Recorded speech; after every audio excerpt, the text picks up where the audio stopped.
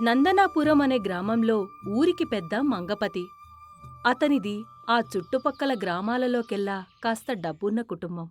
అందువల్లే అతని మాట తీరు ఎదుటివారిని చులకన చేసినట్టు, తీసి పారేసినట్టు వెటకారంగా ఉంటుంది. అలాంటి నోటిజారు మనిషికి అమాయకురాలైన ఇల్లాలు కాంతం. పాపం తనవారెవరో పరాయివారెవరో కూడా తెలుసుకోలేని ఫెర్రుబాగుల్ది ఆ ఇల్లాలు. ఏవండి, మన పని మనిషి వెంకమ్మ మనవరాలి పెళ్ళంట. పాపం చాలా ఏళ్లుగా అది మనల్నే నమ్ముకొని ఉంది కదా. ఒక నేత చీర పెడదామనుకుంటున్నానండి ఆ పిల్లకి.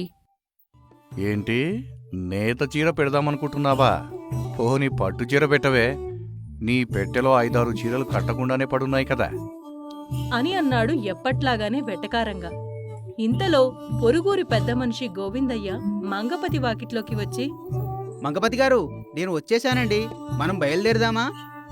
అని వాకిట్లో నిలబడి అన్న మాట వినపడగానే భార్యతో మాటలు మధ్యలోనే ఆపేసి బయటకు వెళ్ళి, ఎందుకులే గోవిందయ్యా, ఇక్కడే ఉండిపోదాం. కామాంధుని ఇప్పుడు కాకపోతే వచ్చే ఏడాది కలవచ్చు కదా.